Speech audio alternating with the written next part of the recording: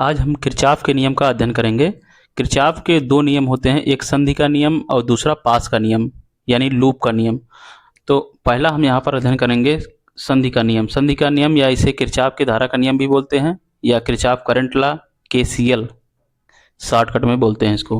किसी संधि पर संधि से प्रवेश करने वाली विद्युत धाराओं का योग इस संधि से निकलने वाली विद्युत धाराओं के योग के बराबर होता है।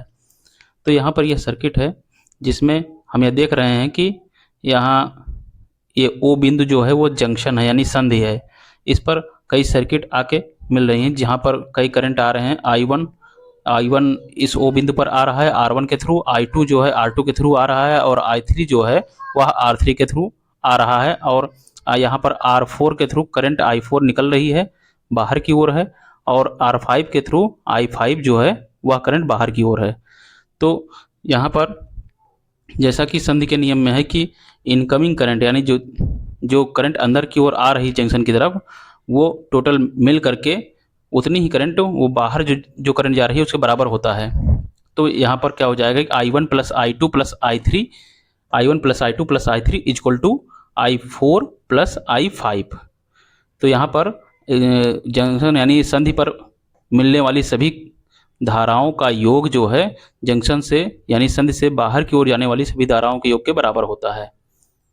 तो यही संधि का नियम है यानी किरचॉफ के धारा का नियम यही कहलाता है।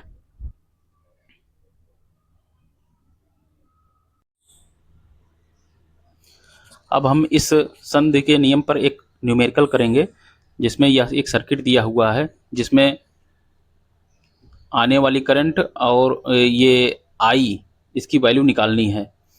तो संधि के नियम में यह है कि इनकमिंग करंट यानी जो इस संधि पर करंट आ रही हैं उनका योग उनका योग बराबर होगा किसके, इस संधि से निकलने वाली करंट के योग के बराबर। तो सबसे पहले आने वाली करंट, इस ओ बिंदु पर आने वाली करंट को जोड़ लेंगे और उसको बराबर कर देंगे जाने वाली करंट के योग के बराबर। तो ओ बिंदु पर यानी ये एक नोड है, इसको नोड कहा जाता है। नोड ओ पर आने वाली करंट I है plus 6 ampere plus 3 ampere, this equal to यह बराबर हो जाएगा इस जंक्शन O यानी संधि O से निकलने वाली करंट के योग के बराबर। तो यहाँ से दो करंट निकल रही, एक 10 एम्पियर की एक 3 एम्पियर की, ये दोनों जुड़ जाएंगे, 10 एम्पियर प्लस 3 एम्पियर इसके बराबर हो जाएगा। अब इसको सॉल्व कर लेंगे, I प्लस 9 इक्वल टू 13, तो I इक्वल टू हो जाएगा 9 में से 13 में से 9 गए 4 एम्पियर, 13 में से 9 घटाएंगे 4 एम्पियर, यही आंसर हो जाएगा। तो यहाँ पर I इक्वल टू 4 एम्पियर आ जाएगा। पास का नियम यानी लूप का नियम, जिसको किरचॉफ का वोल्टेज का नियम कहते हैं, किरचॉफ का विभव का नियम कहते हैं या KVL बोलते हैं। तो इसमें यह होता है कि प्रतिरोधों एवं सेलों से संबंधित किसी बंद पास के चारों ओर विभव में परिवर्तनों का बीजगणितीय योग शून्य होता है।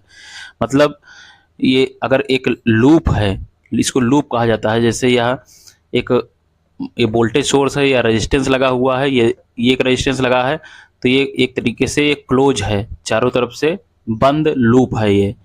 तो इस लूप में जो वोल्टेज होगा, वोल्टेज का बीजगणितीय योग शून्य होगा। इसके क्रॉस जो वोल्टेज होगा, इसके क्रॉस और इस रेजिस्टेंस के क्रॉस जो वोल्टेज होगा और इस रेजिस्टेंस के क्रॉस जो वोल्टेज होगा, इन तीनों का वोल्टेज का योग जो होगा, बीजगणितीय योग, इन तीनों के वोल्टेज का योग जो होगा वो शून्य के बराबर होगा। इसके पहले हम एक नोटेशन देखेंगे। इसमें नोटेशन किस तरह से लिया जाता है कि अगर हम क्या कहते हैं, ये एक रेजिस्टेंस R लेते हैं जिसमें मान लेते हैं करंट I है और हमने जो लूप बनाया है वो लूप सेम डायरेक्शन में है, जिस डायरेक्शन में करंट की दिशा है उसी डायरेक्शन में है। तो इसके क्रॉस जो वोल्टेज होगा, वोल्टेज B इक्वल टू हो जाएगा -I इंटू R। और अगर मान लेते हैं कि यही करंट अगर अपोजिट डायरेक्शन में, इस डायरेक्शन में फ्लो कर रही है और हमने लूप सेम उसके अपोजिट डायरेक्शन में लिया है, तो या इसके क्रॉस जो वोल्टेज हो जाएगा V equal to I into R लिया जाएगा। तो अगर सेम डायरेक्शन में है, लूप का डायरेक्शन करंट की डायरेक्शन के सेम है तो माइनस आई इंटू आर, और दोनों अपोजिट डायरेक्शन में है तो प्लस आई इंटू आर लिया जाएगा।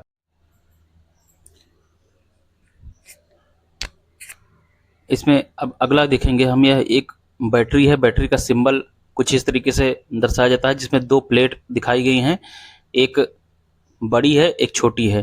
तो जो बड़ी वाली प्लेट है वो उसको प्लस से दर्शाया जाता है और छोटी वाली प्लेट को माइनस से दर्शाया जाता है।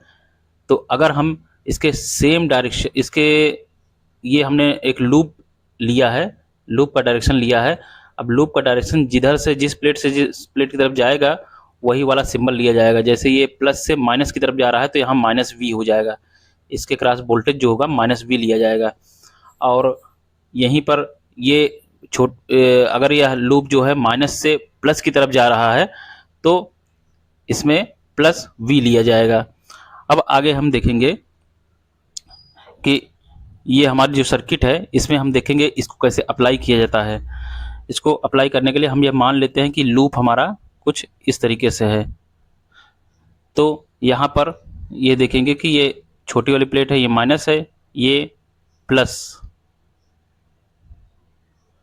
अब यहाँ पर जो लूप हम ले रहे हैं, लूप हमारा जो लूप का दिशा है माइनस से प्लस की तरफ है, यानी ये हो जाएगा प्लस वी।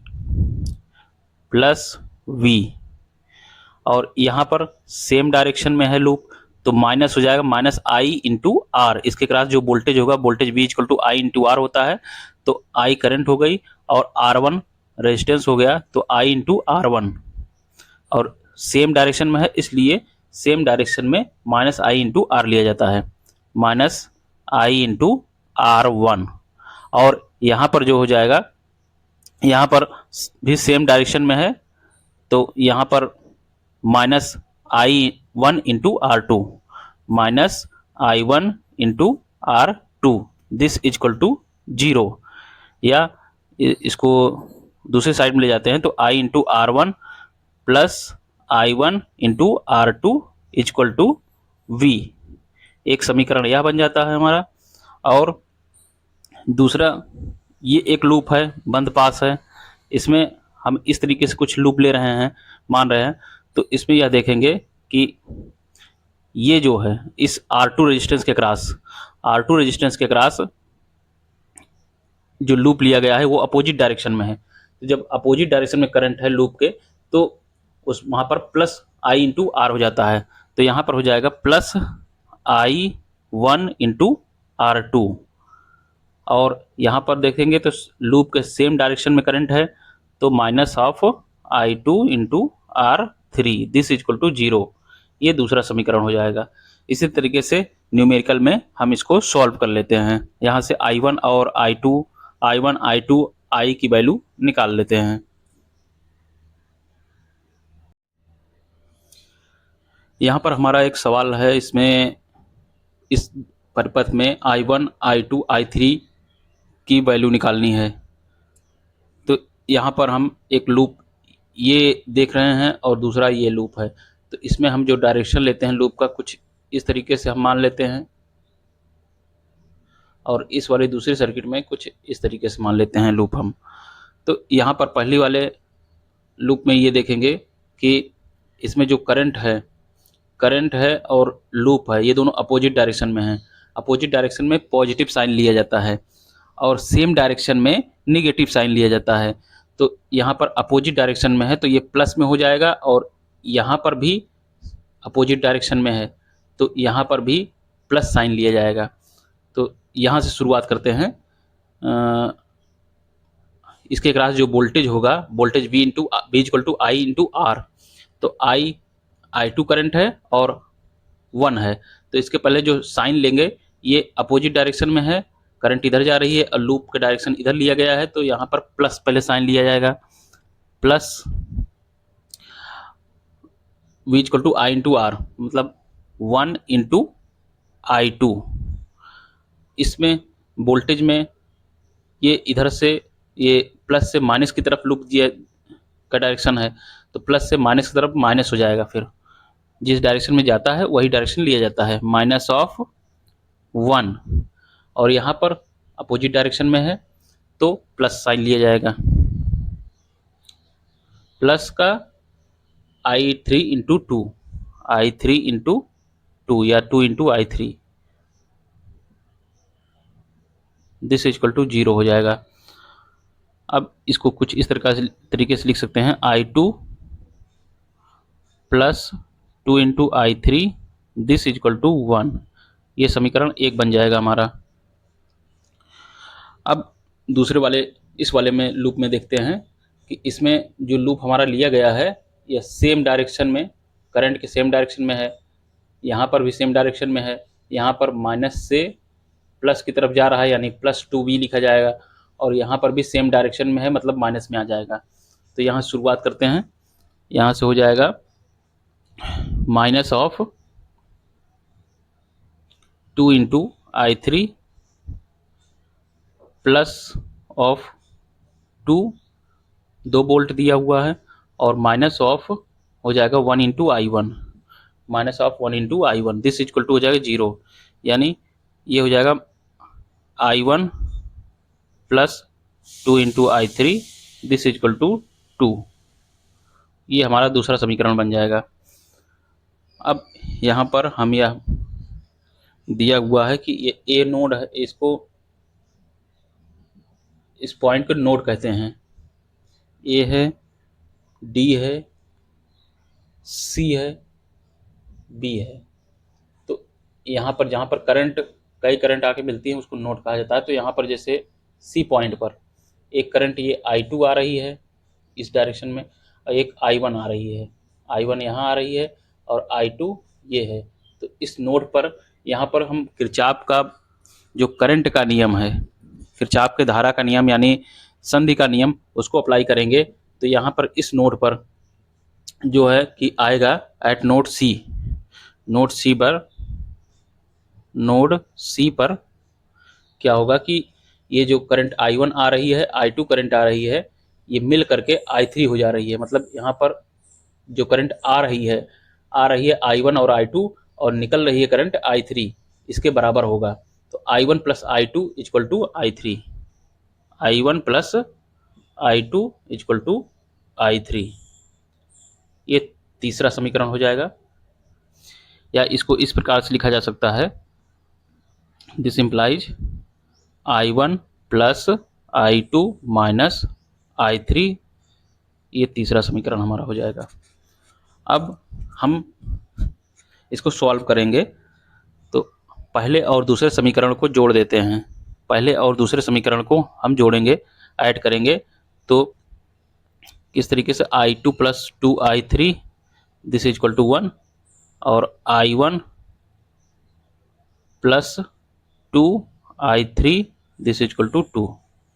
इसको जब हम ऐड करेंगे तो I2 और I2 प्लस I1 यानी I1 प्लस I2 हो जाएगा, प्लस 2I3 4I3 हो जाएगा, दिस इक्वल टू हो जाएगा 3।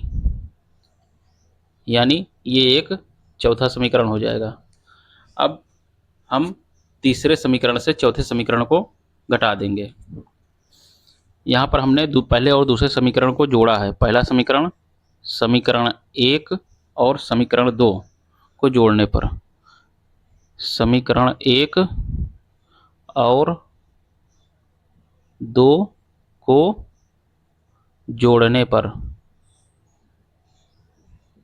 तो इस समीकरण को इस समीकरण से जोड़ दिया हमने तो ये आया। अब इसको हम इससे घटा देंगे। समीकरण 3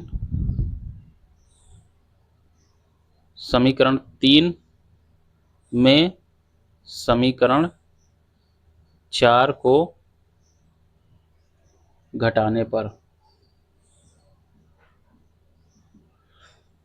इसमें से इसमें को घटाएंगे। सबसे पहले I1 plus I2 minus I3 equal to, ये 0 के बराबर है, 0, और ये है I1 plus I2 plus 4I3 this equal to 3। घटा देंगे यहाँ पर, तो I1 से I1 कट जाएगा, I2 से I2 कट जाएगा, और बचेगा -I1 माइनस ऑफ 4I3, तो minus of 5 of I3 this equal to minus of 3। अब इसको हम लिख सकते हैं, this implies I3 equal to, minus से माइनस कट जाएगा और आएगा 3/5 या 5 छंग 30.6 एम्पियर। हमारा जो I3 आ जाएगा वो हो जाएगा 0.6 एम्पियर। I3 की वैल्यू आ गई हमारी। और अब हम I1 और I2 की वैल्यू निकालेंगे। तो I3 की वैल्यू पहले समीकरण में रखेंगे, तो समीकरण 1 से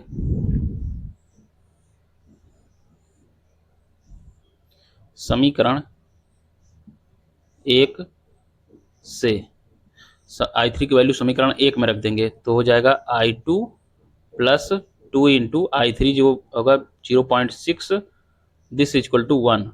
यहाँ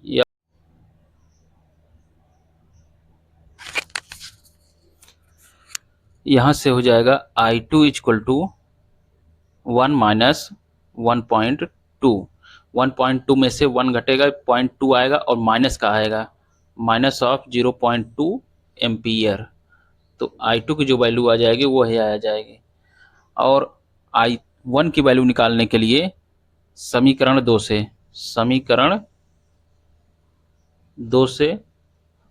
I2 की वैल्यू आ जाए, I1 की वैल्यू आ जाएगी, यह हो जाएगा I1 प्लस 2 इंटू I3 की वैल्यू 0.6 है और दिस इक्वल टू 2। अब दिस इम्प्लॉइज हो जाएगा I1 इक्वल टू हो जाएगा 2 माइनस 6 दूनी 12 1.2, 2 minus 1.2 this equal to 0.8 ampere.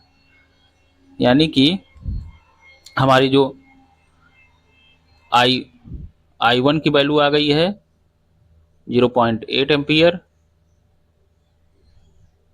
और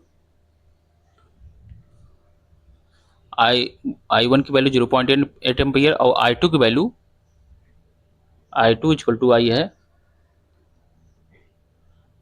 I2 की वैल्यू यहाँ से ये minus of 0.2 ampere. I2 equal to ये I2 की वैल्यू माइनस में 0.2 एम्पियर।